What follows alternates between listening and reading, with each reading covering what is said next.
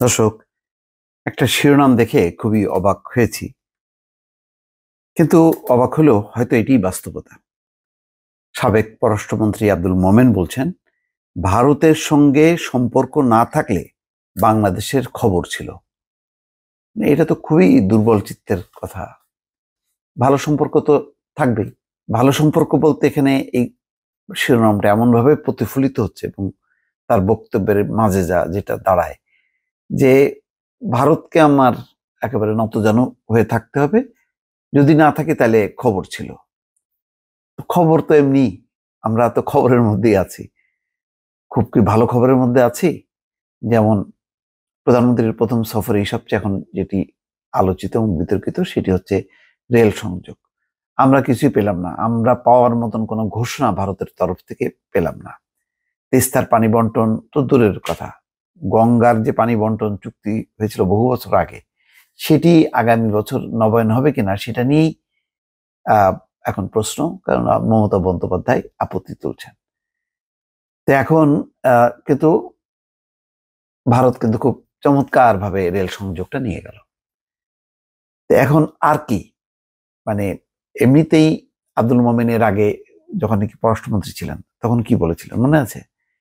যে আমি ভারতকে বলেছি যেভাবেই হোক না কেন শেখ হাসিনার সরকারকে ক্ষমতায় রাখতে হবে। এইরকম যদি মানে থাকে, গার্ডস থাকে, তাহলে তো মুশকিল। মানে খুবই দুর্বল চিত্তের একটা, বলতে হবে যে আমাদেরকে সসম্মানে মান সম্মান নিয়ে আমাদের সমস্ত প্রতিবেশীর সাথে, ভারত সহ সবার সাথে সম্পর্ক রাখতে হবে। সেটা না বলে যেই খবরটা আসলো যে ভারতের সঙ্গে সুন্দর সম্পর্ক না থাকলে বাংলাদেশের খবর ছিল। এই কানেক্টিভিটি আওয়ামী লীগের অর্জন, এর মাধ্যমে বাংলাদেশ লাভবান হচ্ছে। লাভবান হচ্ছে কি হচ্ছে না, এটা যদি অধিকাংশ মানুষ মনে করে যে বাংলাদেশ ক্ষতিগ্রস্ত হচ্ছে। আব্দুল মোমেন বলেন, প্রতিবেশীদের সঙ্গে বন্ধুত্ব না থাকলে টেকসই উন্নয়ন ধরে রাখা যাবে না। এই অঞ্চলে বাংলাদেশ প্রক্সি যুদ্ধ চায় না। অনেকে ভারতের সঙ্গে সম্পর্ক নিয়ে প্রশ্ন তোলেন, তবে বাস্তবতা হলো ভারতের সঙ্গে কানেক্টিভিটি আওয়ামী লীগের অর্জন। এই সম্পর্কের জন্য বাংলাদেশ লাভবান হচ্ছে।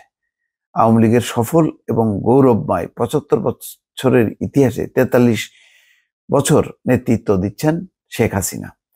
আওয়ামী লীগ সরকারের প্রধানমন্ত্রী শেখ হাসিনা জনগণের প্রত্যাশাকে সর্বোচ্চ গুরুত্ব দিয়ে দক্ষতার সঙ্গে রাষ্ট্র পরিচালনা করে আসছেন। তার জাদুকরী নেতৃত্বে বাংলাদেশ বিশ্ব ব্যাংকের তালিকায় নিম্ন আয়ের দেশ থেকে বেরিয়ে নিম্ন মধ্য আয়ের দেশে জায়গা করে নিয়েছে আরো আগেই।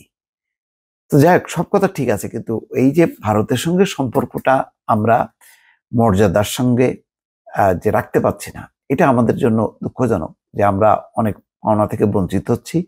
ভারতের যা যা দরকার তারা ঠিকই সেটি নিয়ে যাচ্ছে, কিন্তু আমরা নিতে পারছি না। সেই কথাটা না বলে যেভাবে তিনি বললেন যে ভারতের সাথে ভালো সম্পর্ক না রাখলে বাংলাদেশের খবর ছিল, মানে বাংলাদেশ যেন একদম ধ্বংস হয়ে যেত। বাংলাদেশের প্রতিবেশী আরো ছোট ছোট রাষ্ট্র আছে, নেপাল আছে, ভুটান আছে, এমনকি মালদ্বীপ পর্যন্ত হাতছাড়া হয়ে গেছে। ভুটানও নাই, শ্রীলঙ্কাও নাই। তাতে কি ওইসব দেশের খবর হয়ে গেছে? মোটেই হয়নি, বরং তারা আত্মমর্যাদার সঙ্গে আছে। আমরা কতখানি আত্মমর্যাদা নিয়ে আছি, এটা হলো অনেক প্রশ্ন সাপেক্ষ।